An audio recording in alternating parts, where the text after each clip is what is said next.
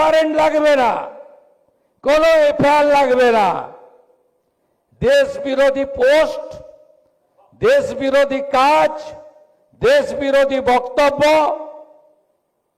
করলেই ধরব, 12 মাস আটকে রাখবো। কথায় কথায় ভাঙো আর জ্বালাও, কত সহ্য করবেন আপনারা? 2019 ভারত সরকার আনলেন সিএএ, সিটিজেনশিপ অ্যামেন্ডমেন্ট অ্যাক্ট।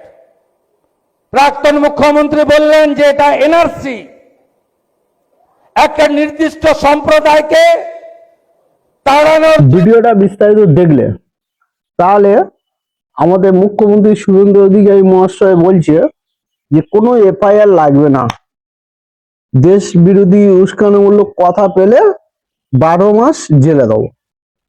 আমি এই জিনিসটা সমর্থন করি, ভালো কথা বলেছে। তাহলে আমি শুধু একটা জিনিস জানতে চাই যে আমাদের মুখ্যমন্ত্রীর কাছে প্রশ্ন একটাই, যে তাহলে এই যে ভিডিওটা চলছে এ কি দেশ বিরোধী উস্কানিমূলক ধর্ম বিরোধী কথা বলছে না? ভিডিওটা পুরো বিস্তারিত দেখো। এই ভিডিও সকলে দেখেছো কন্টেন্ট, তো দেখো একটু, তারপর আমি বলবো। ফেসবুকে লিখেছিলি যে অভি চন্দ্র দাসকে দেখে নিবি, যার মা বাবা তুলে কিস্তি দিস, আই তোদের দেখতে চাই। এই ভিডিও প্রয়োজনে আরেকটা ডাইরেকশনে আজকে এখান থেকে শুরু হবে।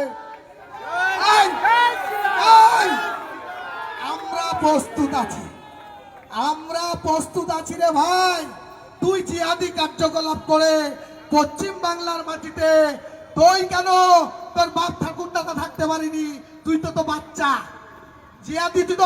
এই ভিডিওটা দেখলে এ সম্পূর্ণ একটা ধর্ম আঘাত করে কথা বলছে, নিচু করে কথা বলছে।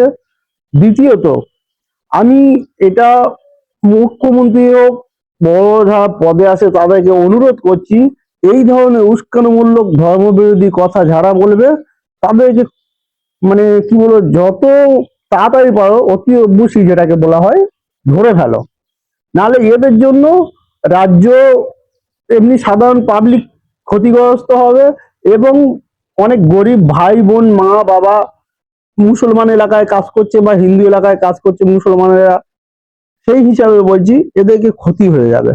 ওই জন্য বলছি যত তাড়াতাড়ি পারো, এই সে মুসলমান হোক হিন্দু হোক যেই হোক, উস্কানিমূলক কথা বলে তাকে অতি অবশ্যই ধরার চেষ্টা করুন আপনারা। জয় হিন্দ, জয় বাংলা।